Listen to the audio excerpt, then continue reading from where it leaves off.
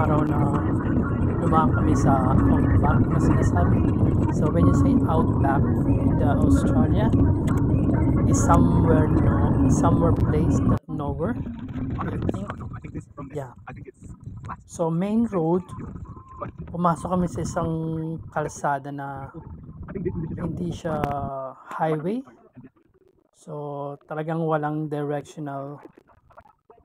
Makikita ka sa daan kung saan ka patungo, sa babaybayin mo lang yung kalsada.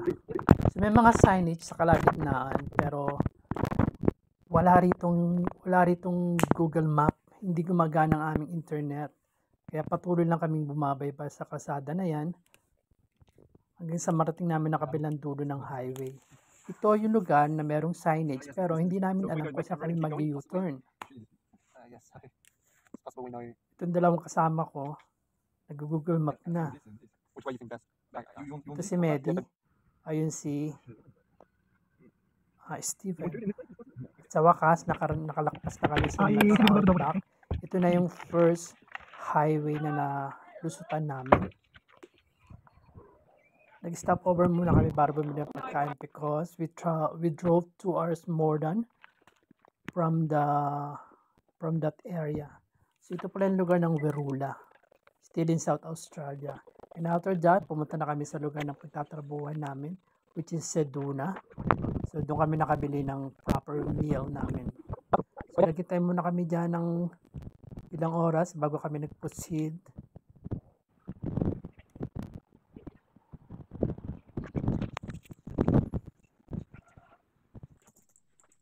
Ngayon, nakarating na kami sa hotel room. Ito yung hotel room namin. At sa wakas, nakapasok din ako sa aking accommodation. So let's check first. Ito ang ginagawa namin parati kapag nag-check-in kami. Kini-check namin yung room, kung gaano kaganda, kakomportable sa loob. Nakikita nyo, big bed. Dalawa, 2 persons in 1 room. So ayan, ito ang aking bed. Ready ba? Komportable ka dyan. Free wifi din yan, carpeted ang floor. So, ang ganda tong accommodation na to para talaga siyang hotel. Sa second level kami. As I say, na ito yung pinakamagandang check-in na namin. So sabi ko, hi, yan, ipahinga muna ako, nagbud ako ng damit kasi medyo sa amin ng mga panahon na yan.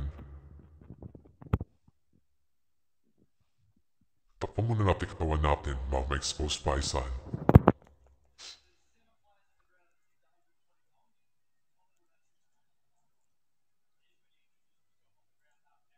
So ayan, nag-relax lang kami, maya alis na rin kami yan for our job.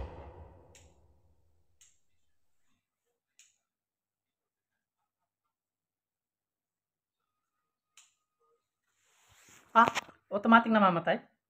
Yung, Kala ko automatic na mamatay.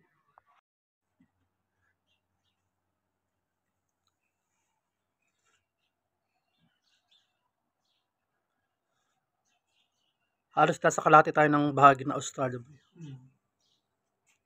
Nasa gilid nga lang tayo.